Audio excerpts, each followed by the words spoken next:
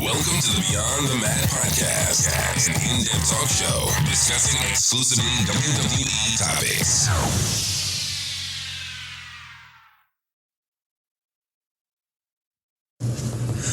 My name's Rick Boogs, and I came to rock with the Beyond the Mat podcast that is beyond the M-A-T-T podcast.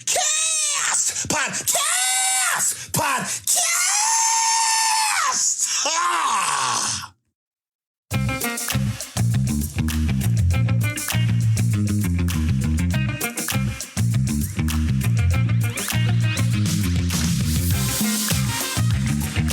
Oh, yeah. Time to get our review on. Yeah, here we are for Beyond the Mat on June 24, 2022. We are going to be talking about Smackdown live from, where the hell were they? Austin, Texas tonight for Smackdown. Right.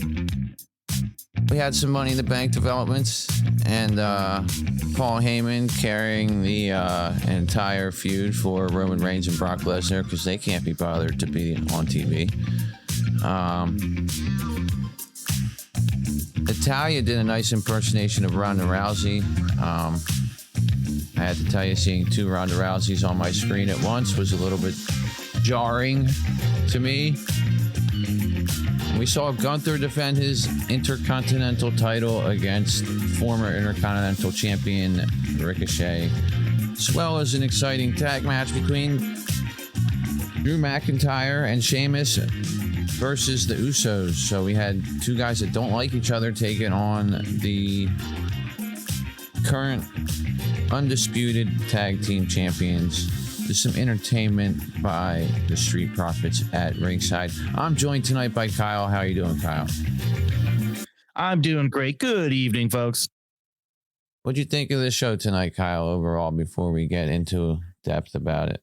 Man, you know, I feel like I'm going to struggle with trying to talk about this one only because there's a couple things to talk about, but there's really not a lot. I don't feel like a lot happened. I don't feel like there was greatness. I felt like it was very much like a C- somewhere around there if I had to grade it. Wasn't horrible, but I mean, there was nothing that left me going home saying, woo, that was amazing. Yeah, it was definitely a sort of middle of the road show. I mean, I enjoyed some of the wrestling matches. I enjoyed the last match, the tag match. I thought it was pretty good. But there, I could have done without the Natalya stuff with Ronda Rousey. Ricochet and Gunther, I think, are always going to put on a good show together. Shotzi and Tamina had that qualifying match. We'll get to that later. Tamina replaced Aaliyah in that match, which kind of made it a little bit strange having heel versus heel, but I understand why they did it. And then, of course, we opened the show with McIntyre on the promo. I just felt like it, the matches had stakes, so they mattered, so they were nice, but it wasn't like any of them carried a lot of weight and was like, wow, this is a big match. Like, even the main event match didn't feel like a main event match. It felt like a match that belonged at the, top of the second hour or the end of the first hour or something like that. Yeah. Or even for sure. Jerker. Thrown together tag team. Yeah, I mean, a good match, it's good psychology, two guys that don't like each other have a common goal. And, then you got Drew going after Butch and Sheamus not liking that. And then the Street Profits stuff with the Usos and, all of it was fine. It just wasn't really main event material, in my opinion. But, that's what they were working with tonight, I guess. But, we got a good match with Zayn and Nakamura, I felt. We also got a double turn of the century. We had Jinder Mahal basically leave the ring as Shanky turned babyface and danced with the New Day. And then the Viking Raiders storm the ring to take out everybody, do their finishers on everybody in the ring, totally wipe out the New Day as they come back as a heel tag team, which honestly, if anything is going to get the Viking Raiders over, in my opinion, at least get them over to me, is them being heels. and their promo combined with their viciousness in the ring, I kind of bought it tonight. How do you feel about the Viking Raiders tonight? Yeah, there was no sense in them coming out as baby faces when they first joined. Like, their main thing is to raid. How is raiding a baby face characteristic? Like, come on. So I'm really glad to see that they are now heels. I like that they changed their image a little bit too. They took away some of the colors and they just kind of got them down to brass tacks where it just kind of looks like natural, like fur and skin, things like that on them. So the gear makes more sense now. They actually had a video where they talked. Yeah, and they said, we're going to wreck everybody, and we don't care who's in the way. And it was funny because their video last week was all about Vikings are the toughest people in the world. But I guess they are the toughest people in the world, or at least that's what they're trying to show people, you know what I mean, in a different way than they were before. Which, you know. And I like that when they interrupted, they had a really nice big explosion. You know, there's lots of, fireworks and loud pop there. I hope they do that every time they come out. I don't know if they will, though. That's a lot of pyro for them for a small tag team act. But yeah, that really made a big deal when you hear that huge explosion and then they come out. That was much better presentation. Yeah, I think part of it was part of the distraction. If you put the pyro up at the stage and you got all the guys in the ring focused on this entranceway, so then they can come in from behind and wipe everybody out. Yeah, I liked that too. Yeah. That might not be something that stays the pyro on but regardless, I knew as soon as their music hit and they showed their faces on the screen with the different eye paint. And, I talked about this before the show. I said the Viking Raiders are definitely coming back as heels. And I even said this to, I think I was talking to Brad or somebody earlier in the week. I said, I think the Viking Raiders are going to come back as heels because they're just not, they're boring as baby faces. I mean, let's face it, they're boring. That's when they. Yeah. What more are you going to do with a raid character if they're supposed to be good guys, Yeah, and I remember Elimination Chamber, me and Brad both agreed. When they got attacked by the Usos and the match didn't happen, I was like, yes, this match doesn't have to happen now. Because it was just like you knew the Usos were going to win. They're just not, the Viking Raiders aren't that exciting in the ring as baby faces. But when they were doing that stuff, when they were getting their stuff in tonight, and they were doing it in a heel way and using heel timing and just, working stiff with it, that really, to me, got over with me much better with them. And I can buy that better.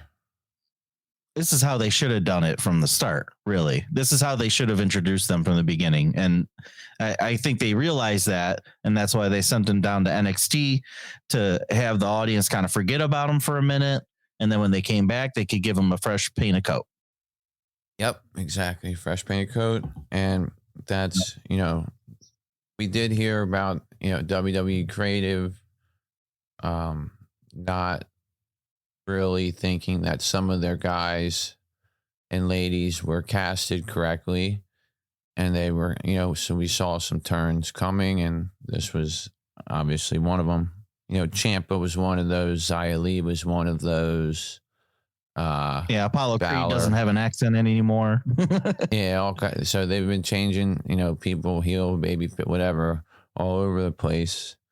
But we open the night with Drew McIntyre cutting a promo, comes out, says Roman Reigns has been ducking him and that he's going to cash in at the end of the last man standing match against whoever the hell wins that match when they're basically stumbling around.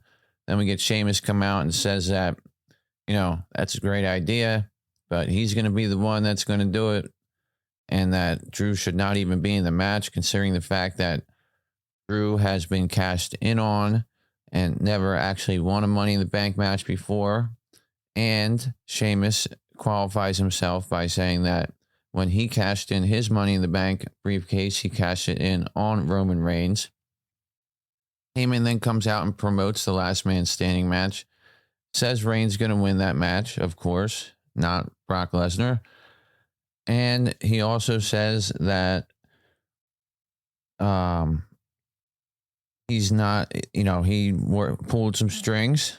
So Pierce comes on. He says that Drew and Sheamus should not be in the Money in the Bank match at all because neither of them won. And says, but if they beat the Usos in a tag match tonight, they will qualify. So that's what we got set up.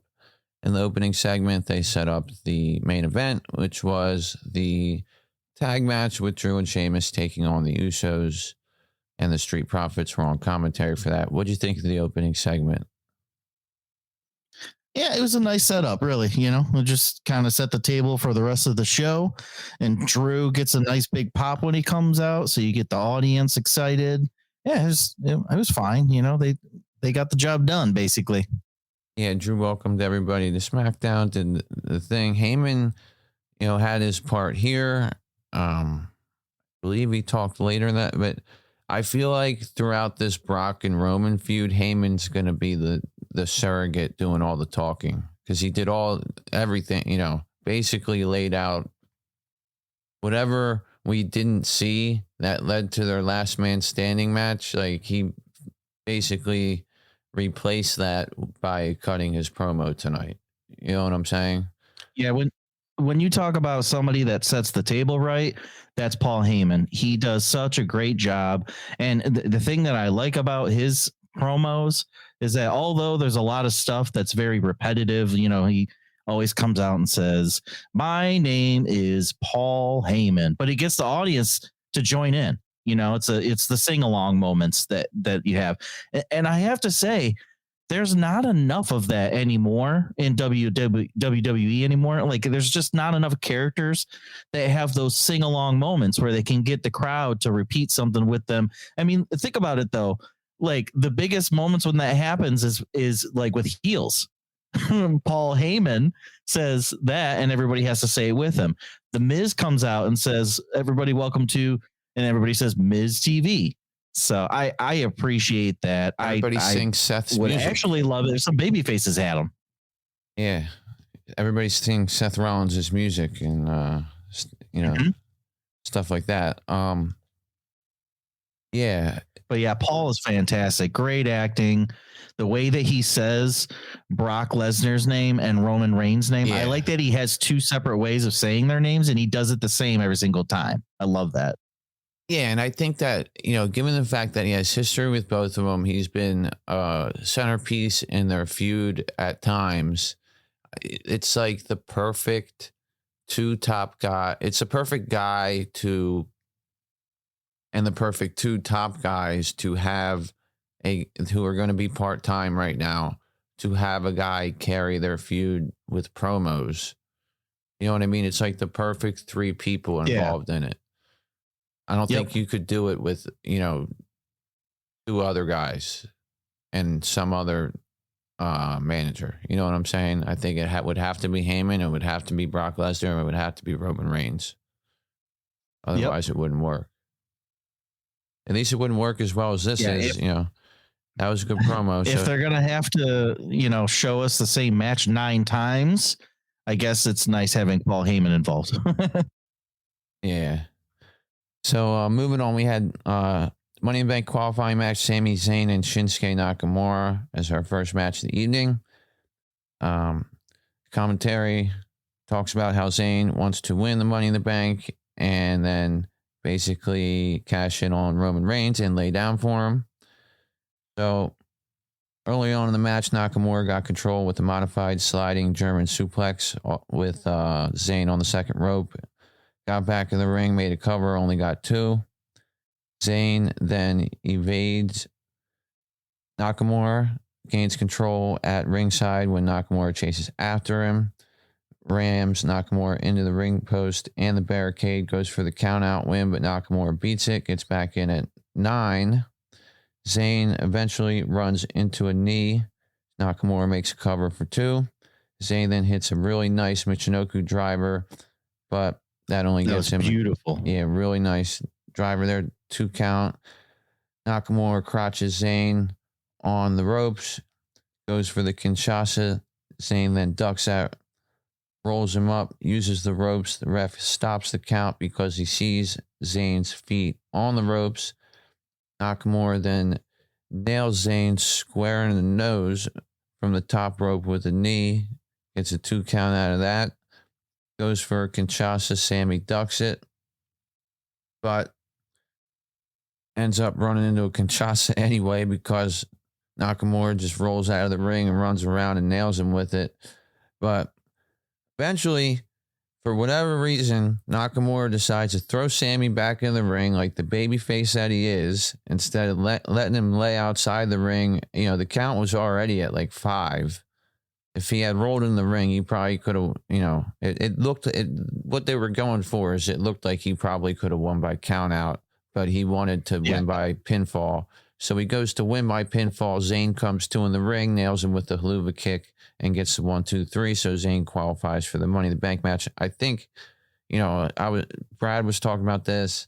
I agree with that. You know, Zayn was the one they were going to go with here to, you know, add that element to the match of having, you know, honorary Us in the match. So yeah, but I thought it was a good match between the two of them. You know, I think the two of them can have a good match any night of the week. What do you think about this one? Yeah, it was a good match. I think Nakamura needs the right opponent with him to get fired up. There's some matches I can see where he's totally into it and he's selling his ass off and he's getting so fired up, and every kick that he hits, he's yelling to the crowd. And so he was really into it, and his matches are so much better when he's into it. There's other times I've seen where it seems like he's just not into it. He's not all there, and it just kind of looks boring and lazy. So, but this was a good one. I liked it. Sami calling himself the honorary Us was great, and he, trying to heal it up throughout this whole match by running away from Nakamura, like his typical get out of the ring before I'm pinned kind of thing. So that's nice. Continue that storyline going. Continue the character development. I love it. And I thought actually that Nakamura might win with a little distraction because Sami was arguing with the ref and Shinsuke caught him with a big elbow to the back of a head. And I was like, oh, and it was a good near fall because it got me. But yeah, it does make sense to have Sami in here as the winner. I like his character involved in the Money in the Bank match. It's great character to have in there. Plus, like you said, the connection to the bloodline and that storyline where he's, telling Paul that he's not going to, he's going to win the Money in the Bank briefcase. So then he can not challenge Roman so he can protect Roman. I'm like, oh, that's cool. I like that little story they're telling there. So yeah, it was actually a pretty fun start to the show. Yeah. And the funny thing is with Zayn, like, there's no part of me that thinks he's going to win the Money in the Bank briefcase. I think that he'll come close to it a couple times and all that, and that story will be in there. That's just another story added to the match. Yeah. Like I've been saying, it's nice to have too many beasts in there. He can't win. Yeah, but let's just say he did in some bizarre world, and they could run with this story that he's not cashing in his Money in the Bank on Roman Reigns, and Roman Reigns, Roman Reigns is not going to be carrying both belts beyond the next, probably within 2 months from now, probably even at SummerSlam, he's going to get cashed in on in the, like exactly as Drew McIntyre said. It's just probably not going to be McIntyre that does it. I think it's going to be Rollins, but, or even Riddle, but he's going to beat Brock Lesnar in the last man standing match, I think. And then as he rises from that, someone's going to cash in, pin him, hit their finisher, pin him, and they'll have their contract for the WWE title, and that title will go back to Raw, and they'll move on that way. But let's just say that what I just think is going to happen isn't going to happen. And they are going to keep these two titles on Roman Reigns. And they had it for another year, which would be pretty excruciating, especially if he's going to be part-time this whole time. He only has 6 confirmed dates for the rest of the year, and I'm pretty sure one of them, now 6 confirmed dates after last week. He didn't appear tonight. Everybody thought he was going to appear tonight for some reason, and he was. I think he was advertised too, and he did not. And maybe he is on the SmackDown roster, and he is the unified WWE Universal Champion. So, I think fans should expect him to be there. Well, I don't even mean that. Point, I mean, his track record shows he's not going to be there. Yeah, it just said on the, hype card for it, featuring the Street Profits, Sami Zayn, Shinsuke Nakamura, Drew McIntyre, Roman Reigns, and more, or whatever. You know what I mean? And but he also could have worked. Fans have to change their expectations. Like we need to alter our expectations of how much we're going to see Roman. Yeah, I'm totally cool with not seeing Roman too much if they have other good things going on. And, guys, like I know Riddle got beat by Omos and he just lost to Roman last week, but they're keeping him in a prime spot. That's why they involved Seth Rollins with him on Raw. But, we'll get into Raw when we talk about Raw.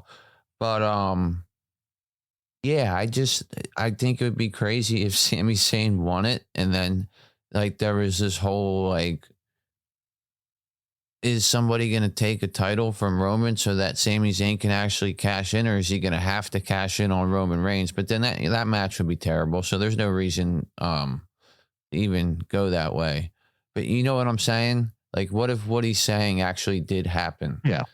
And that's why it can't happen. Actually, I want to make sure I pointed this out too. You're kind of alluding to it where Sammy's got a little bit of there's a possibility of him winning, and you can see it through storyline. But what I love is that almost every single person that's involved in the Money in the Bank match has a similar thing where they have a storyline that could directly result in them winning and facing Roman. You think about Drew, and he's, everybody thinks that he's the rightful person to fight Roman and take belts off of him. So he's got a good reason. And, he talks about his grudge with him all the time. Then you got Seth, who obviously hasn't had his chance to fully, cash in on Roman since that. What did he win that match? I can't remember what match he won, but he was supposed to be able to challenge and he never got to. And then you have even Sheamus today came out and said something interesting. I love the fact that he pointed out that he has won Money in the Bank. And in fact, he turned it in against Roman. He cashed in against Roman. I loved that angle. And he's like, look, I've done it once. I can do it again. So I really like the fact that WWE is actually building a story with all of these men in the that are involved with the Money in the Bank match that all kind of lead to Roman. It makes sense. It makes it harder for us to determine who's going to win. It's less obvious. Yeah, Seth's got the unfinished business with him from Royal Rumble. And even they have to fill this last spot. And I've been saying, I think it's going to come down to one of these, they throw 5 guys into a match and say, whoever wins this match, assuming it's 5 guys or, maybe 3 guys and 2 other guys, 3 guys who haven't qualified, and then 2 guys who haven't even been in a qualifying match, throw them all into this last chance to get in match. One of them wins. I think that's the way Riddle can still get in to that, because I think that he probably should be in the Money in the Bank match. Omos. Yeah, I guess that brings up, I forgot Omos doesn't really have a story that leads him to Roman. That's the one thing I forgot. Yeah, he's just a giant, and maybe they'll have a spot where they use him as the ladder or something. I don't understand why he's in the match at all. I don't see what that adds. No, he hasn't worked with any of them yet, has he? All the people that are involved except Riddle. I mean, Riddle's not involved because he just lost the match. Sorry, but who in that match has ever actually worked with Omos? Nobody. I don't think any of them have. So it's going to be rough. The Omos spots are going to be rough. I'm just going to lower my expectations for his part of this match. Well, hopefully they give him like his couple giant spots, but they just wipe him out with like 3 guys hitting him with ladders at the same time and just take him out for periods of time so they don't have to have him really doing too much. You know what I mean? Not to say I want to see him get killed. Yeah, he can't. But yeah, they can't have him rumbling around in there with guys trying to climb a ladder and stuff like that. Like, somebody's going to get hurt with this. I mean, people almost get hurt with them trying to run a regular match. Not to mention having 7 guys. Lashley twice. Yeah, not to mention having 7 guys in a ladder involved. So, but Yeah. But yeah, they got to figure out who do we have now? Sheamus and Drew qualified. Rollins, Omos, Zayn. 2 more spots. There's somebody I'm missing. 1 or 2 more, right? Yeah. I think you got everybody though. Yeah, I think that is everybody. So we end up with 2 more spots. You probably have a qualifying, and then they have to have like a last chance match, unless they're going to have 2 qualifying matches on Raw. I mean, and to be honest with you, I don't even get it. Like, they just need to put Styles and Riddle in there, and then the match is complete. A little Raw. Yeah. Or no, it's not even really Raw heavy, is it? Because you got Zayn, McIntyre, and Sheamus in there. It's 3 out of the 7. Fine. Yeah. What about? Yeah, I mean, like you said, you could put AJ in there. What about? I mean, this might be kind of weird, and probably not very possible. But I'm just like looking through the roster, and I'm looking at characters. What about Dolph Ziggler and Robbie Roode? Yeah, I mean, they could. They're not doing anything. Yeah, and they could do the old tag team match to get in thing too with them, and just put 2 guys in at once. Yeah. Just thinking outside the box. I don't think that's going to happen, but Dolph Ziggler's been in those matches before. He's great in ladder matches, and I know they want to push Robbie Roode a little bit. And it'd be a good opportunity to give him a little bit more limelight, putting him in that match. But yeah, that's the only people I can really think of off the top of my head.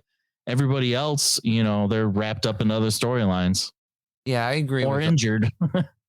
Yeah, I agree with all those reasons you just said. And I think that if they're looking for just 2 guys that are 2 good workers to be in there, then that's fine. I don't know what they're trying to do with because I don't know if what the Dirty Dogs are coming back as babyface what they're doing, because they got into that thing with MVP a couple weeks ago, and then that didn't really get paid off yet. But it seems like, on the women's side, they had 5 baby faces in there already until Shotzi finally qualified. So yeah, we had that handicap match with Raquel and Lacey Evans tonight. As we get back to SmackDown, we'll get back to Money in the Bank as we move on tonight. It'll be a intertwining part of the show. Now, before that match, we had the dance off with Shanky and the New Day. Shanky and Jinder come out. It's announced as a tag team match, but it's really a dance off, as it turns out, because we have the New Day say the rematch at the rematch at the rematch at the rematch quote about, we don't need to do this match again. Then we get the trombone going, and Jinder Mahal says, "The hell with this, I'm out of here." Shanky starts dancing like he did last week, I should say. And then New Day music starts playing. Shanky starts dancing to it. Then out of nowhere, foghorn sounds. McAfee and Cole don't know what the hell's going on. Get some pyro coming from the entranceway, as well as Eric and Ivar's faces on the Titantron with new eye makeup around them. And then they attack the New Day and Shanky from behind. Hit their finishes pretty vicious. We went over this in the beginning of the show, but that was what happened there. So we'll move right on to the match. We had Sonya. Yeah. I mean, do you have anything else to add about that? Oh, I mean, there wasn't too much. Just, the dance off thing. It could be a little bit more fun. You know what it reminds me of? I don't know about you, but it reminds me of when Rikishi was dancing with Too Cool and Scotty Too Hottie, No, that's what it did remind me of. I thought okay. That moment was a lot more fun because Rikishi was such a monster before that. And they didn't build Shanky the same way. So it just wasn't as much of a payoff to have him start dancing and turning on Jinder, But that's what it reminded me of. Rikishi doing his thing. That was really funny. But Shanky's not funny to me. He's just cringy. Yeah, they didn't. I mean, I think they tried to do the monster thing with Shanky, the giant, and the skyscraper, and the slapping the hell out of Kofi and all that stuff. But they didn't do it enough for long enough. No. Or like, in a big enough spot for it to matter. Like, he needed to do that to Ricochet in his IC title match, at least for like a couple minutes before Ricochet beat him, to kind of get people's attention that he was more of a giant and a monster. But do you remember any squash matches for Shanky? I don't remember him squashing anybody like they do with Gunther. Like if you want to build a monster, you got to have some squashes in there. Yeah, no, they didn't do anything. They could have at least put him against Gulak or something and had him beat him. Yeah, why not? But anyways, yeah, not much to say, about the New Day. They came out there and did their New Day stuff. Can we just get rid of the trombone already, though? Like, I'm so freaking over the trombone. The dude plays 2 notes. He literally plays 2 notes, people. Like, come on. This is the trombone it's terrible. It's terrible. They need to get rid of it. But I will say, watching Ibar and Eric hit the crap out of New Day was probably my second favorite part of the whole show. So they blasted Kofi Kingston with Ivar hit a nasty looking spinning heel kick on Kofi Kingston. Oh my God, it was like a roundhouse spinning heel kick. It was beautiful for a big dude. Right, exactly. And then they nailed the double power bomb, and then they went to the top rope, world's strongest slam on Woods. So they did a number on him. They got rid of Shanky pretty fast too. I don't know where he went. He disappeared after like 1 hit. So this supposed monster. Yeah. So backstage we had Sonya Deville talking to Adam Pearce, telling Pearce that she deserves opportunities before people like Lacey Evans and Raquel. Says something about Raquel looking like she came straight off a ranch in Texas when she's not even, she's Hispanic. I don't know what the hell she's talking about. But she asked him not to take out his lack of in-ring prowess on her and block her from having success or opportunities. And Pearce says that you're going to have an opportunity in the ring tonight against the 2 women you just named, Lacey Evans and Raquel Rodriguez, in a handicap match, which starts next. So Sonya comes out flanked by Xia Li and Baszler.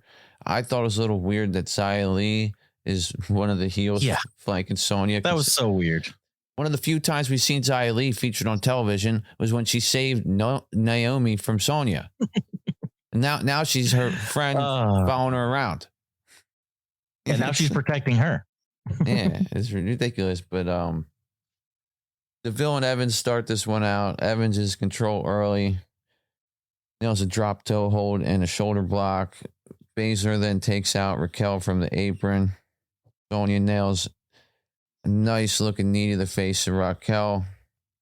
Or hits a nice looking knee to the face to Evans, but Raquel breaks up the pin. Sonya and Lacey then kick each other. Both go down. We get a hot tag going to Raquel. She comes in, beats the hell out of Sonya Deville. Eventually, we have Raquel go for the what the hell are they calling it? Tahana bomb.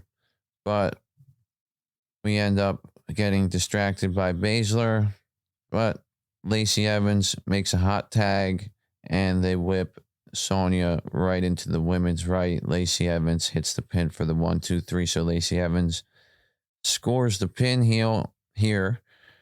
I said heel because right after that, the heels attacked the faces, but the faces fought them off and stood strong. Raquel, beat at least 2 of them, maybe even all 3 of them.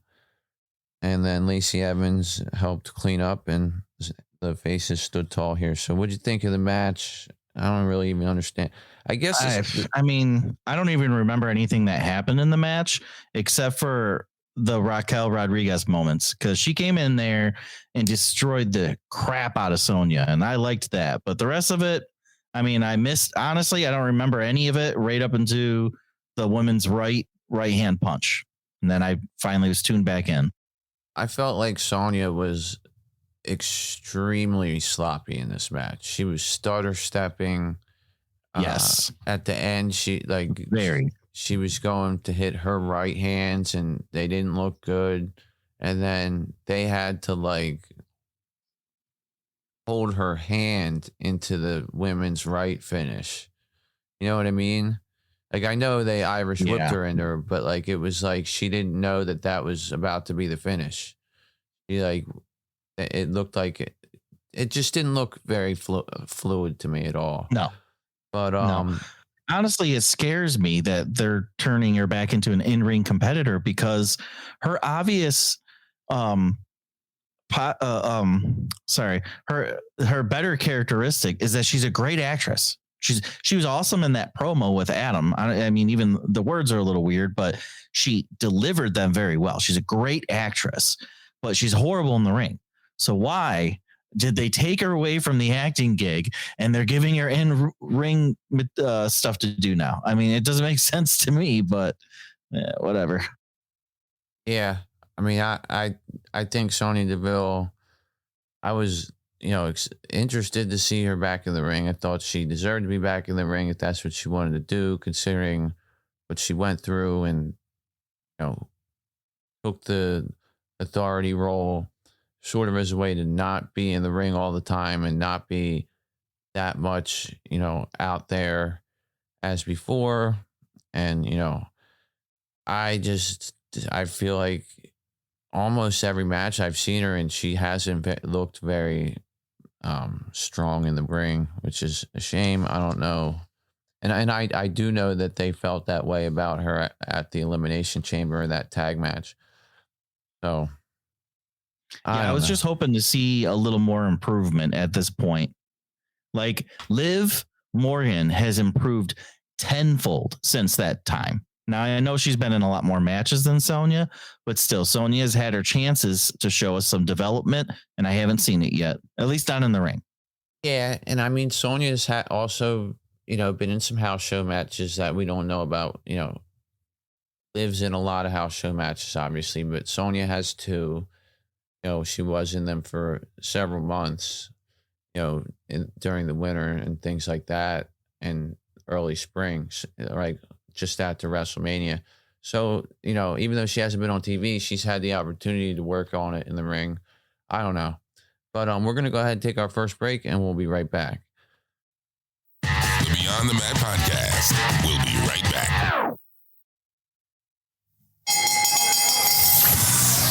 Welcome back to the Beyond the Mat Podcast. All right, guys, back to Beyond the Mat Podcast Smackdown review. Remember to follow us on Twitter at Beyond Mat WWE. And for Patreon, as little as $1 a month, you can have us ad-free, early, and bonus content available on Patreon. $1, $3, $5, and $10 tiers. We're available on all podcast platforms. Leave us a 5-star rating or write a review if you have the time. Now back to SmackDown.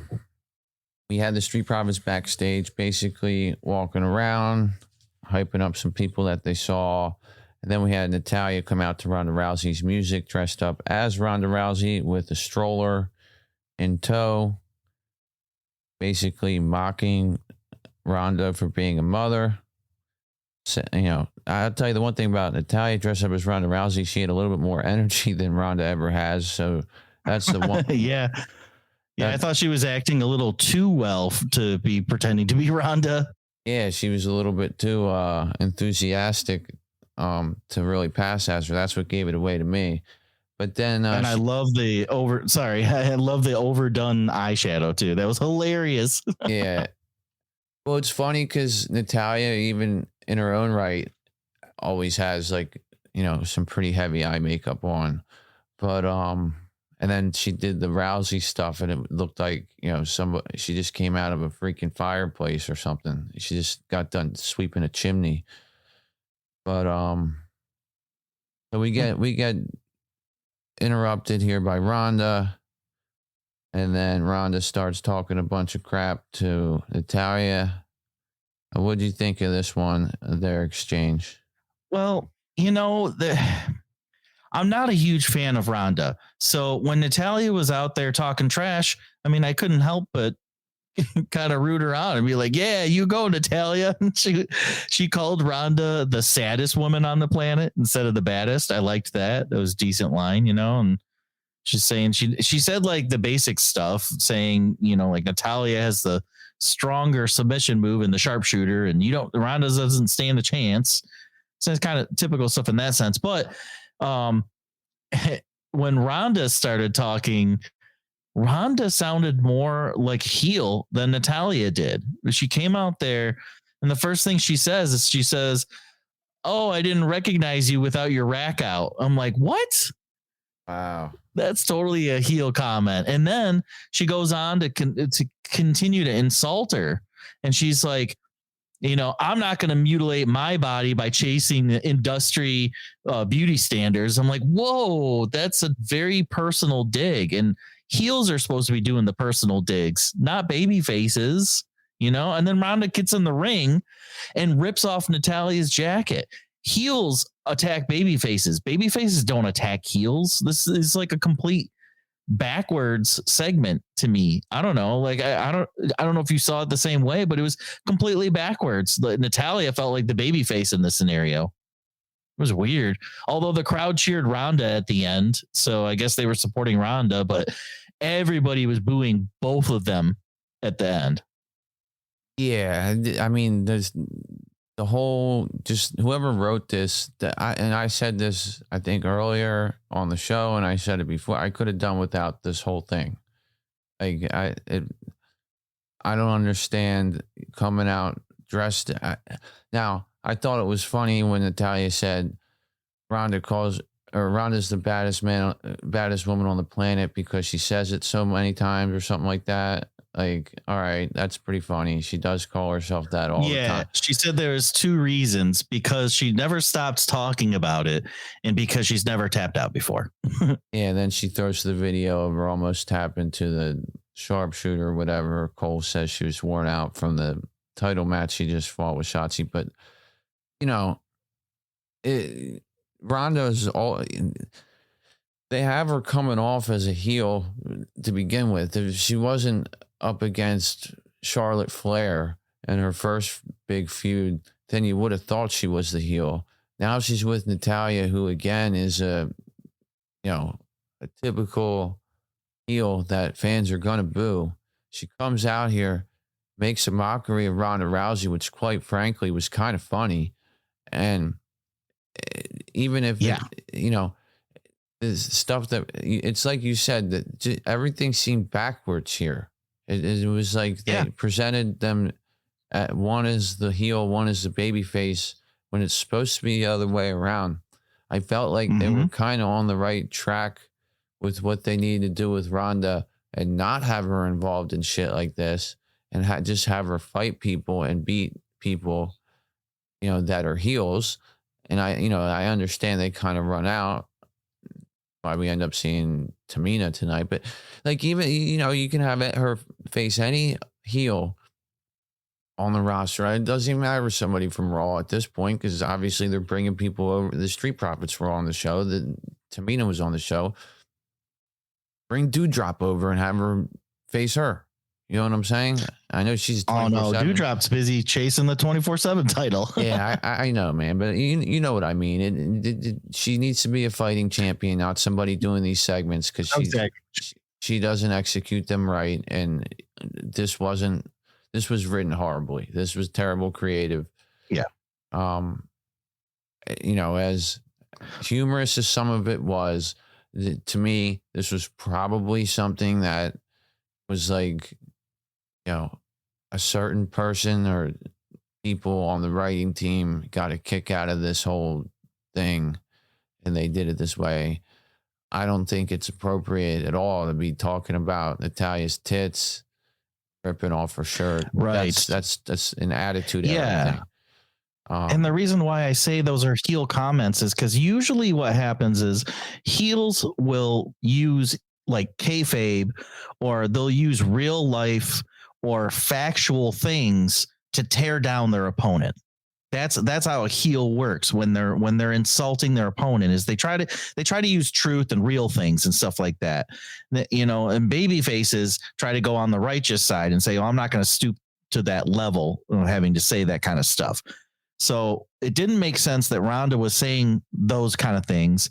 And it didn't make sense that Natalya was the silly, funny actor, which is usually the baby face. It was backwards, but I'll give Natalya credit that she did do a better job on this promo. Ronda wasn't horrible in her presentation. So at least it wasn't as bad as Ronda usually is, but still it was just ass backwards. Yeah. It was, the psychology was wrong, but if you rewind to last week, you have Ronda not on the show at all, and you have Natalya cutting a promo and looking at something off camera. I have no idea what. So it had to have been a teleprompter or something. She seems very scripted now, but I'll say that she's doing a better job at the scripted stuff than she was trying to memorize and doing stuff off the top of her head. Well, I thought, and we'll get to it when we talk to Raw, but I thought that when they did the interrupting promos on Raw, like the only one who really sounded good was Bliss. Everyone else sounded so Asuka did the Asuka noises, and Liv did this stuff. And it just sounds like somebody just told her what to say and she walked out and remembered it. You know what I mean? Like, I don't know. Yeah. But we'll get to that. Dude, Go ahead. I just have so much love for the women talent in WWE. I think they're so good. And I think creative is so bad at using them. They just don't give them the right dialogue. They don't put them in the right spots. They don't utilize their talents, and then they expose their weaknesses. So I just don't get it. Honestly, they're so good. These women are so good. And yet we're given crappy Ronda Rousey promos all the time. Do better. That's all. Just do better with your talent. Well, the one thing I'll say to that, and I agree with you, the one thing I'll say is the women that have proven to be able, like Becky Lynch, she probably does, has a lot of control over what she does. You know what I'm saying? Flair probably has a lot of control over what she does. And, I don't know if it's a thing where the talent's got to prove that they're, worthy of having input and worthy of sort of, improving what they're doing to not be so scripted, or what they have to do. But I just wonder if you just told Liv or whoever, I'm sure Alexa Bliss could handle whatever, but certain people that you can just tell are very scripted, like Ripley, but have experience enough that they should be able to cut a promo. If you just said, go cut a promo, and they cut it without having to remember anything, I wonder how much better they'd be, Yeah. And because we see that Becky Lynch does a great job, and a lot of that's Becky Lynch. That's not somebody writing it for her. They might be writing part of it, but it's her improving her delivery. Well, let me ask you this then. You're saying, a character like Becky Lynch has a lot of control in what she's doing. Do you think that it was her choice, or it was her idea to involve her in the 24/7 segment?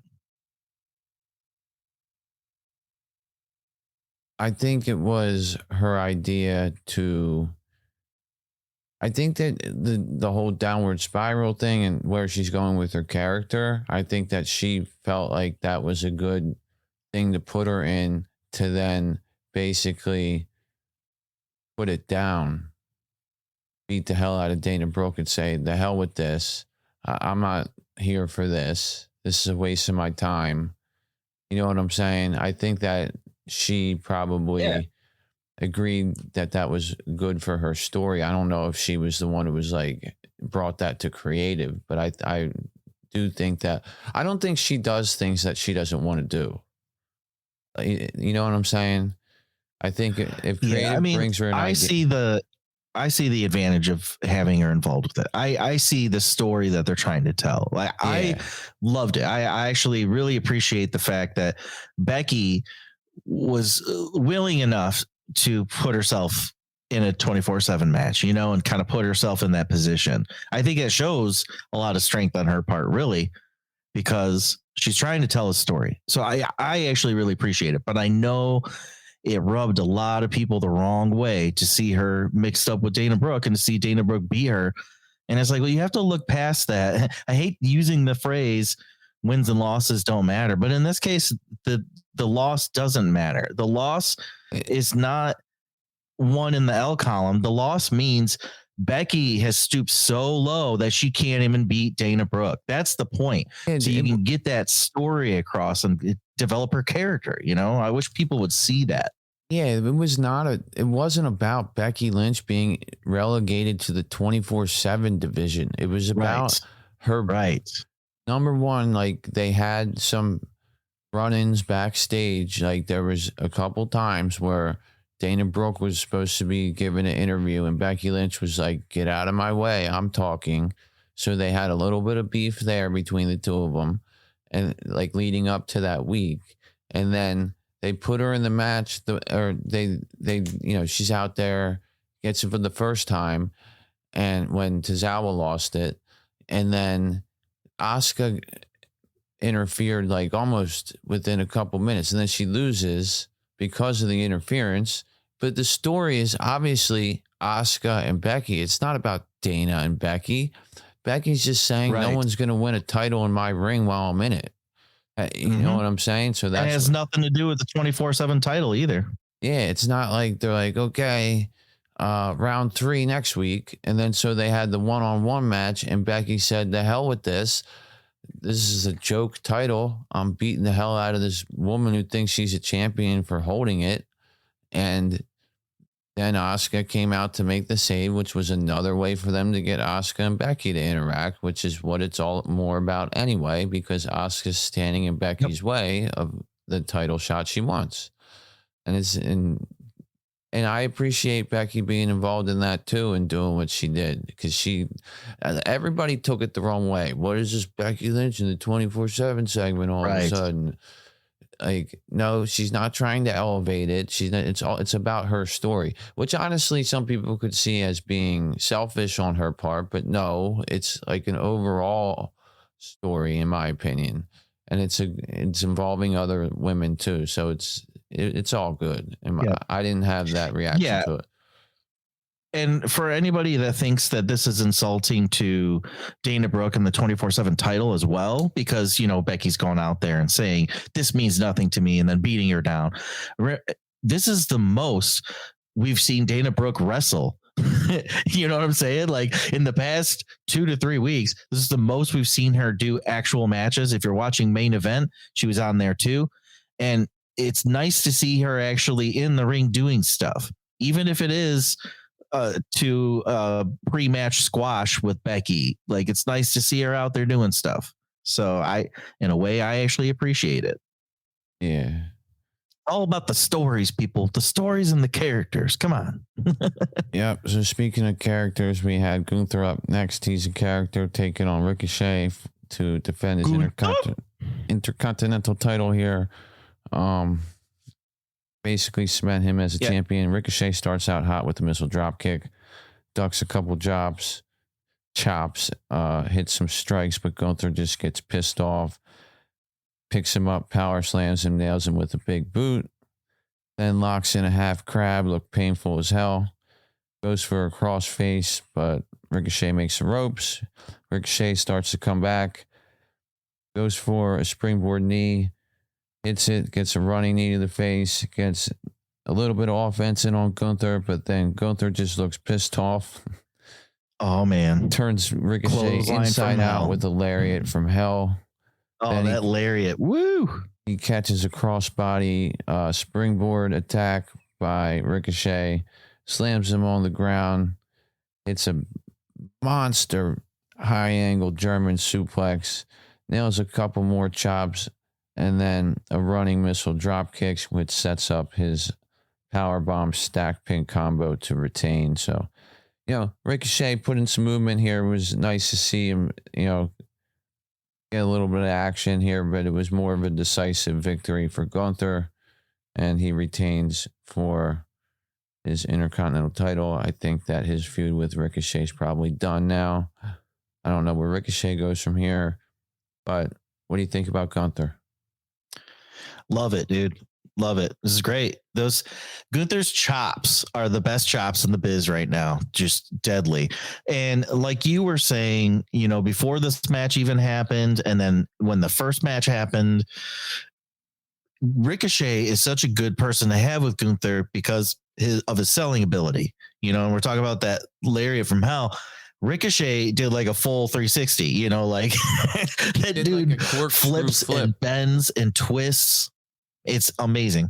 I love it. And then that's the other thing too, is when Gunther puts Ricochet into these submission holds, like when you think about the half crab, you're really just grabbing somebody's foot and holding their foot. It's really not that painful, but the way that Ricochet bends his whole body and Gunther is grabbing the foot, they both do such a good job to make it look like it was painful as hell, like he was torturing that foot.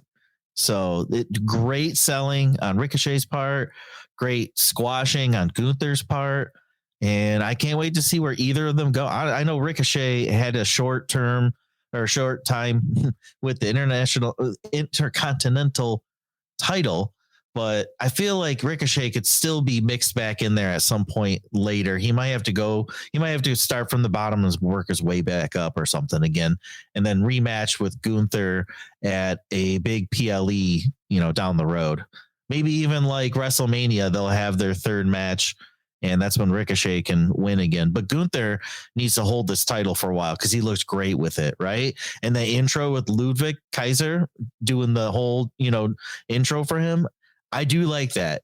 And now you can actually hear him. You can actually understand the words he's saying. So yeah, they just need more cruiserweights to take him. Like they need, I don't care who can, anybody that can they got move. Drew Gulak coming. Don't worry, Drew. I'm just kidding. We already saw that. But I'm thinking, anybody, either the New Day guys, would be fine. Yeah, it's true. Yeah. I think, did we see Los Lotharios backstage? Was that who Street Profits talked to first? Yeah, that was the first person they talked to. They were like, both kissing this girl on a cheek, and then they walked away with her. They ran into, I don't know, a couple people back there, but it wasn't like they were saying much. They did their typical like, here's some stuff we're excited about for Money in the Bank, and then we're excited that we're on SmackDown, and then they just walked.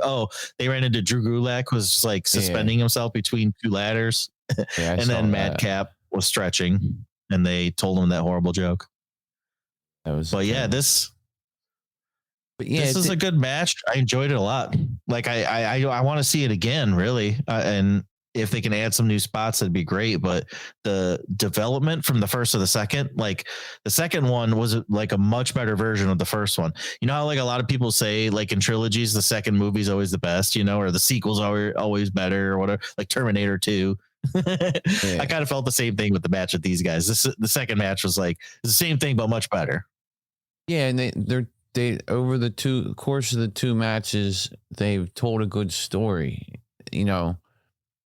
Ricochet knew that he had to, come out quick here and dodge a bunch of stuff, and he did. But eventually it was not enough, and Gunther was just too powerful for him. And then Gunther went to that sit-down missile drop kick, knowing that was what was going to knock Ricochet off his game quick enough for him to land his finisher. So I just felt like the psychology, you could tell that Ricochet had the sense of urgency here to get his title back, and he was trying different things, and you could tell Gunther was more prepared for the speed and agility that Ricochet was bringing to the table. So I thought it was well worked by both of them.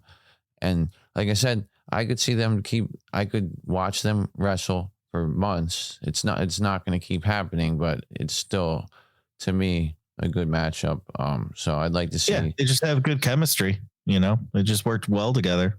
Yeah, I mean, Gunther could take on everybody in the new. He could take on Shanky too. And the two I would love it. guys. I'd love to see him take on everybody. Like, I don't even care who it is. Just take it. Like, I know Butch is a heel, but hell, take on Butch. That would be a sweet match between those two. Be fantastic, you know. But that missile drop kick, by the way, looks like it's like from a video game. It looks like freaking like Street Fighter. It's so good looking. Yeah, he's something else in the ring, man. He's just and Ricochet sells it so well. That's what's so. That's why I love Giants. Just goes flying across. Yeah, Giants and like little cruiserweights like this, like Rey Mysterio would be a great opponent for him. Yep. But they're on different brands, right? Whoa. Yeah, well. Who the hell cares? I'm definitely being facetious. It didn't matter in this next match because Tamina replaced Aaliyah in the Money in the Bank qualifying match. Tamina took on Shotzi. Now, why I know Aaliyah, I heard that it was because they had all baby faces already in the match. It would be completely obvious who's going to win here if they have a baby face and a heel. So they went with two heels to make it a little bit more unpredictable. And Tamina's a little more trusted in the ring at this point than Aaliyah. I didn't hear anything about an injury or anything like that.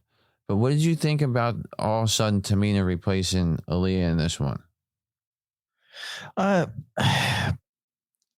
Yeah, I'm all right with it. Tamina is a worker, you know, she can go in there and she can do her job and she can be the giant to Shotzi's, you know, cruiser wrestling style.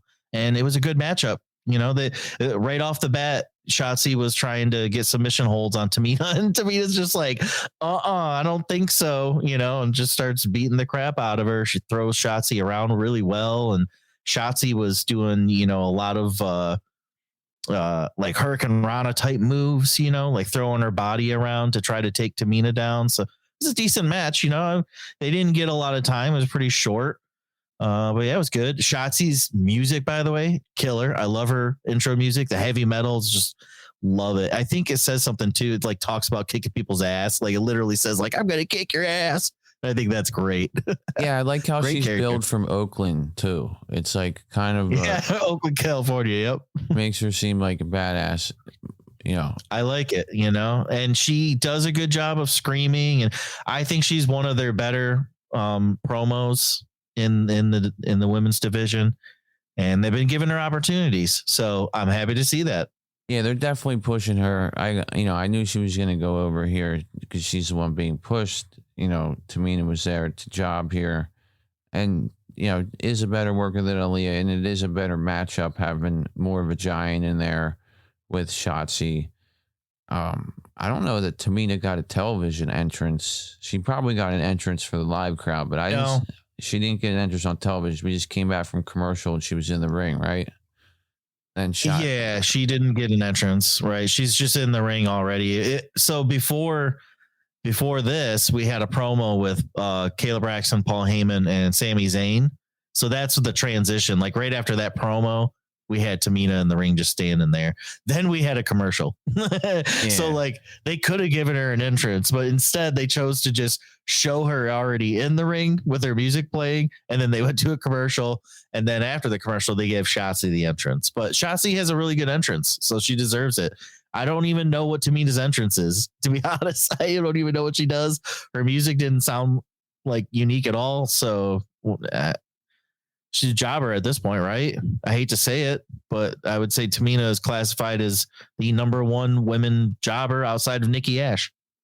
No, she's definitely a jobber at this point. You know, she's a giant that puts over the younger talent, and that's fine. She put over Shotzi good here. Shotzi, it's fine. You need them. You need jobbers. Shotzi locked in a head scissor over the ropes here, nailed an enziguri, running splash from the second rope.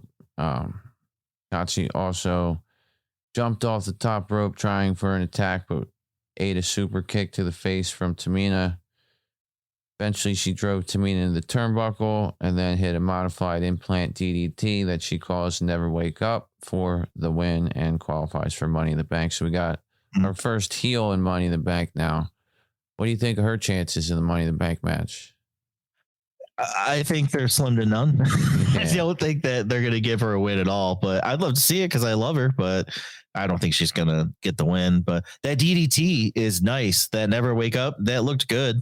Tamina sold it really well. And did you notice, though, that there was a near fall where Tamina had Shotzi pinned and Shotzi barely got her foot on the rope, but it was only like a second and the ref actually counted 3?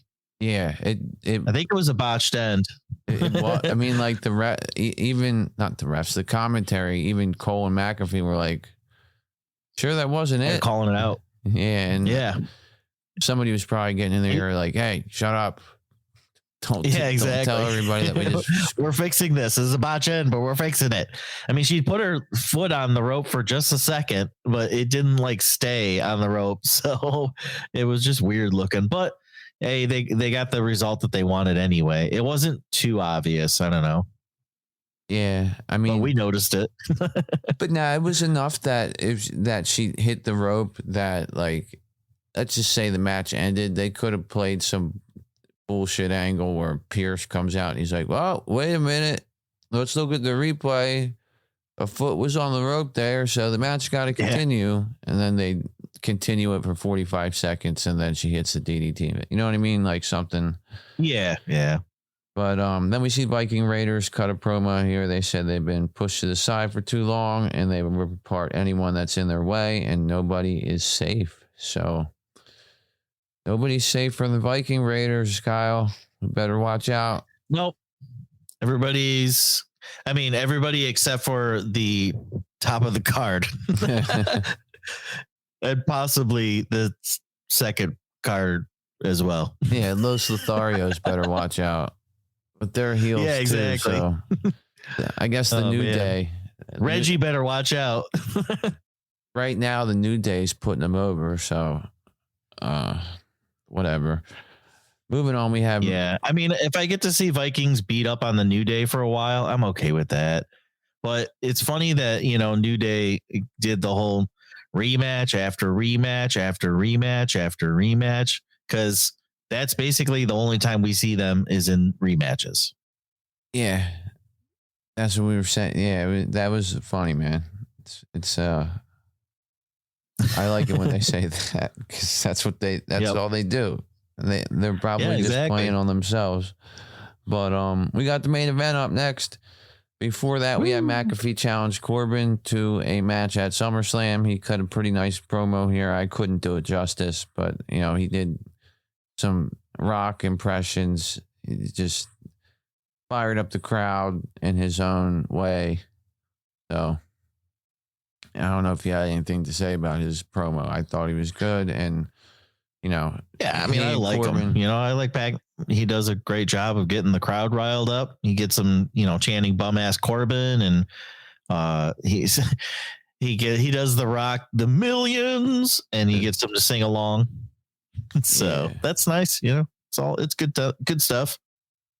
Yep. He and Corbin go back pretty far, so they're good friends. They should be able to work well together here. McAfee's looked good in the matches he's been in. Hopefully this isn't like the one at WrestleMania where he's got to beat the guy in the ring and then lose to Vince McMahon just afterwards. But, I think for a lot of reasons, we're not going to see that this time. So it's some big obvious reasons that we won't discuss. Yeah. So Drew and Sheamus come out here to take on the Usos. Street Profits also come out to join commentary. They were actually pretty funny. Early on in the match, Drew ends up attacking Butch at ringside, which prompts Sheamus to attack Drew. Usos take advantage of this, go up to the top rope, take out the whole group, and we hit a commercial break. Back from the commercial break, Jay's got a chin lock locked on Sheamus, fights out, but a blind tag to Jimmy, sets up a super kick for a 2 count. Jimmy then, beats down Sheamus in the corner for a while, starts working him over. Sheamus fights out, but then eats an enziguri. But, he gets hit by an enziguri, falls back into the corner, gets nailed by a running hip attack by Jimmy Uso. Then Jimmy Uso runs at him again, runs right into a brogue kick. Profits then go crazy, ringside, talking all kinds of crap about how big of a knee to the face it was. Drew then tags in, runs wild, lariats the hell out of everybody. Hits a shoulder block on Jay. Overhead release, belly-to-belly suplex out of the corner to Jay. Jay then throws Drew into the turnbuckle. Super kicks Drew in the face. Jimmy super kicks Sheamus off the apron, and then they stereo super kick Drew, who was on his knees, in the head. Go up top, hit the Uso I thought that splash. might be it right there. That double super kick. Yeah, they laid that in there too, man. That looked vicious. Ugh. Then they go for the Uso splash. Really looks like it's over. Sheamus gets in just before the ref can count 3 to save it. Drew then dishes out 2 neck breakers to each of the Usos, sets up for a Claymore, but Jay rolls out. Drew then chases him, but eats a super kick from Jimmy. Zayn then runs in to try to attack Drew McIntyre as the honorary Us, but Angelo Dawkins stands up and just basically stonewalls him, knocks him the hell down. That was great. So then the Profits and Usos start arguing. McIntyre then sees an opportunity here to hit a giant swanton over the top rope and takes out the whole group of men out there in front of the announce table. Sheamus nails amazing to see a man of his size do that. Oh man, it's amazing. Yeah, every time he hits those swanton, I'm like, Jesus Christ. This guy's throwing people over the ring and then jumping over the top rope and flipping into 4 other guys. Yeah, I'd hate to be the person outside of the ring that's catching half of his weight. Yeah. I guess it's better when it's 4 guys and they can split into 25% each. Yeah, exactly. He's a big dude. Yeah, Sheamus hits a low blow on Jimmy. Jimmy then super kicks Drew, but Drew basically no-sells it and runs the ropes, hits a Claymore, goes for the pin, 1, 2, 3, and Sheamus and Drew qualify for Money in the Bank. I thought it was a little bit weird at the end of this match because, they showed Sheamus and he was just standing there it was like he knew that the finish was coming. He knew he did what he needed to do. And he was just standing there in the corner, all right, finish this. You know what I mean?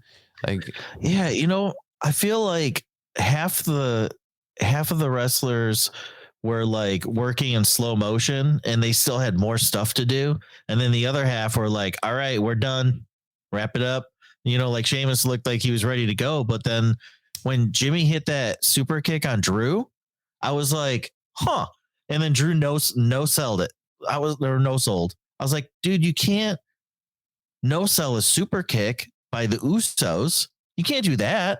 That's not right. I don't care if you're Drew McIntyre. You can't no-sell a super kick by the Usos. It's one of their patented moves. You can't just get up and hit a Claymore. I wonder if that was a spot that wasn't supposed to happen. I think so. Because when they cut to Sheamus, they cut away pretty quick. And the look on his face was what is going on here? We're supposed to be going home. Supposed to be going into the finish. They had 2 minutes that they did not use as well, by the way. It ended at 9:58.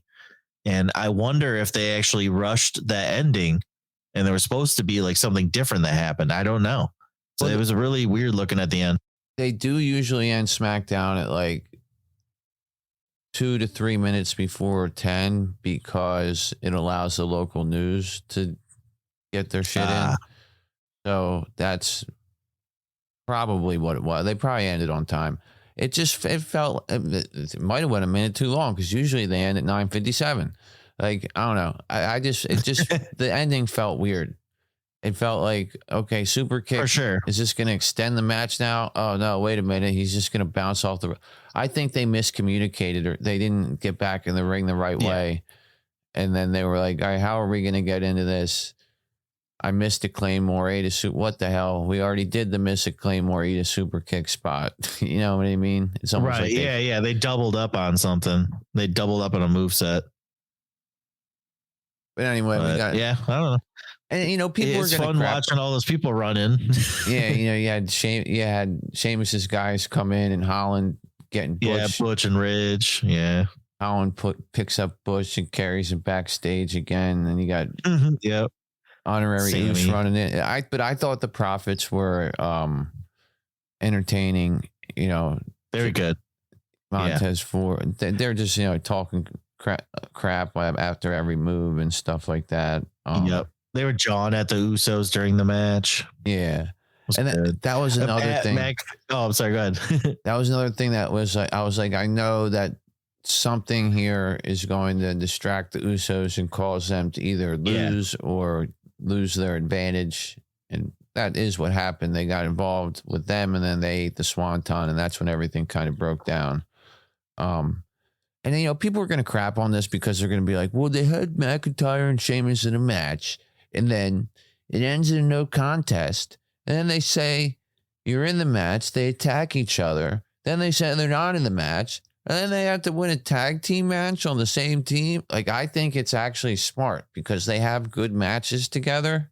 And rather than just keep wasting having that good long match, they're saving that for some other time. You just keep having them interact in these different ways, which are somewhat creative. It's a variety. Yeah, and it takes you away from having that long form match, which if they had that 4 weeks in a row, that would be boring. And they're trying to make it like look like, you know, these guys know each other well. They don't like each other, but they can match up very well together. They're stealing each other's moves in the one match they had. It fought to a notice contest, and they were allowed in. You know, Sheamus did the heel thing and started gloating about it. McIntyre beat the crap out of him. And, you know, this stuff, I don't have a problem with anything. I thought it was good. That was fun. And, you know, whatever, man. It's, you know, they're using what they have, and it was decent. They set the main event up in the beginning of the show, had it at the end of the show. It was, you know, even though I don't think it was that great of a show overall, it was still, you know, a decent main event for what it was worth. On a good night, it would be in the middle of the show to me, and we'd have something bigger at the end. But they just didn't have that this week. And I felt like, you know, it delivered what it needed to do. They moved along what they needed to do. We got another lady in the Money in the Bank. Seems like they're keeping Lacey Evans strong by having her score the pinfall in her match. But then again, they're also keeping Raquel strong by having her beat up 3 baby faces who try to attack him after the match, or 3 heels who try to attack them after the match. So, like, with the ladies, I think they're doing some good stuff, except for the Ronda and Natalia crap. And then with the men, you know, the Viking Raiders thing is a little bit more interesting than you would think anything that involves the Viking Raiders could be. So, you know, not bad. You know, good stuff from Ricochet and Gunther. Overall, I think, you know, middle of the road Smackdown, but certainly, you know, not can't miss television, but definitely entertaining. Yeah, like that. There wasn't anything that I was like blown away by, but there was a couple nice things. Like the Intercontinental Rematch was a nice match. You know, it wasn't great. It wasn't 5-star, but it was a rematch, first of all. And second of all, they didn't get a lot of time, but it was still a good match. It just wasn't great. And then this last match, it was fun, but it was kind of predictable. And then, you know, when you have the Street Profits out there, you're like, okay, well, the only reason they're out there is to mess with the Usos. So, you know, they're going to distract in some way. And then but it did have 2 storylines, which is nice. When you have the mix between the tag team titles and Street Usos Street Profits and Usos. And then you have the other story of, you know, Sheamus and Drew going at it and trying to get into the Money in the Bank match. So it's nice having multiple stories mixed in there. It's just the ending was just weird, sloppy. in conjunctive, like it just didn't work together. But your Street Profits comment, by the way, when on commentary, they were really good. I enjoyed that a lot, and they got crazy hot when Drew got his hot tag. I thought that was hilarious. Drew got in there, they were going nuts. Yeah, it was funny, man. I thought they were good. I thought, for having a main event that's like, okay, it's Drew and Sheamus versus Usos, and that's the most star power we can put out here, which is actually fine. That's decent star power there. And then adding the Street Profits there because of their, by proxy, their upcoming match with the Usos, it made it a better main event. So I thought it was, it worked. It was good. Yep.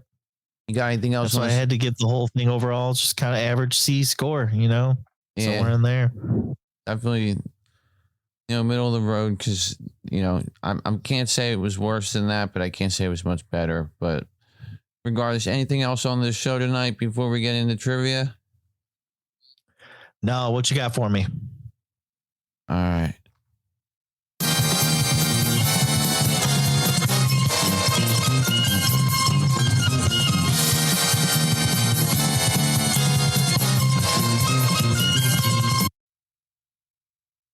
In what year did R-Truth debut, and against who? Oh, jeez. I'm going to have a horrible guess here. I'm going to say in the year 2001. No, I'm already wrong, but I'm going to say 2001. By at least close. 2001 actually is kind of close. Okay. It's late. It's like 2000 then. Almost. 1999.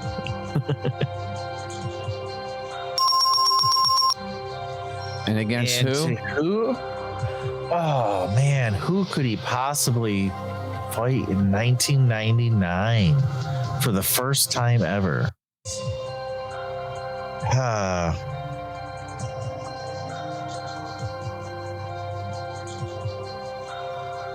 Okay, this is a horrible guess, but was it Kane?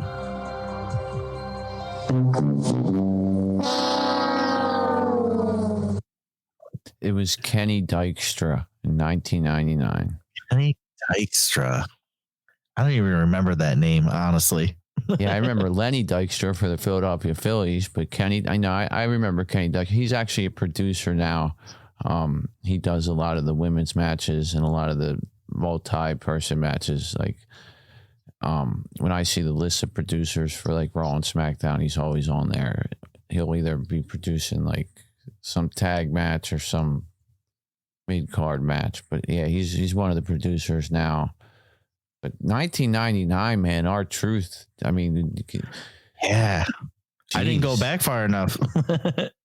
Yeah, he came in as first working with Road Dogg, I think, like being his sort of lackey, and then I think his name was K-Quick when he started, and then okay.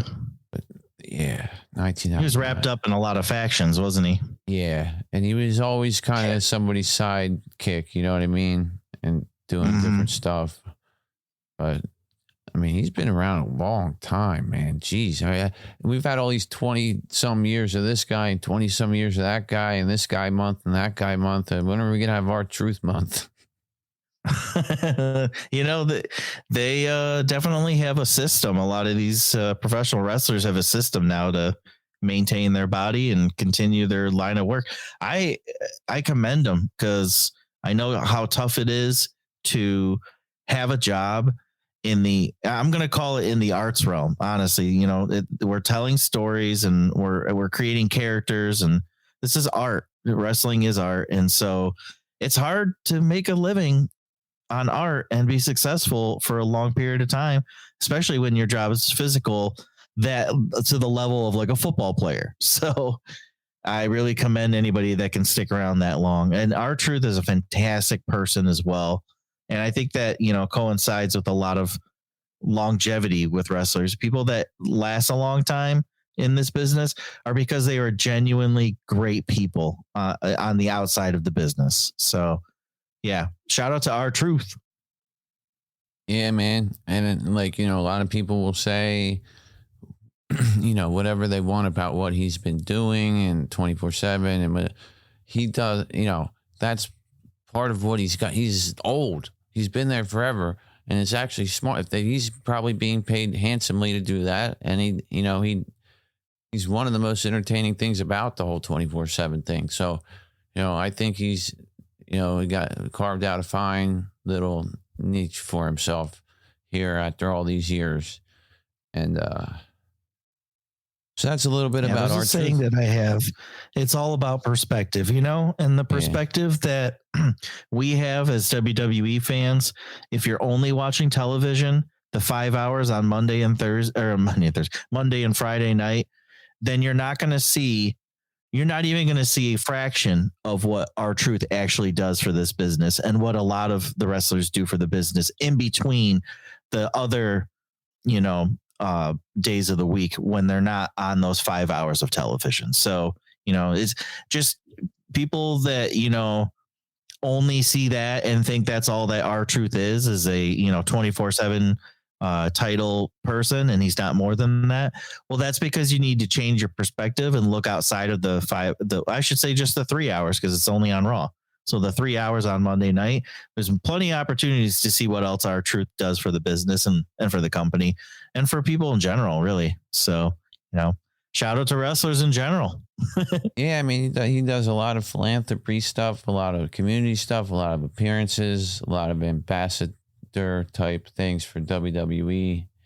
And, he's a good dude. So, yeah. The world could need some more guys like R-Truth. You know what I'm saying? Maybe not more 24/7 title contenders, but more characters like it, because he's a funny guy too, man. But yep, and he can do the split still. So yeah, flexible. But other than that, man, you got anything else before we get out of here for tonight? The only thing I want to say is actually the words of a supposed bad guy. And, it's the words of the Max Dupree tonight. And I'll say to everybody that the maximum male model mission is to titillate the juices of your guilty pleasures.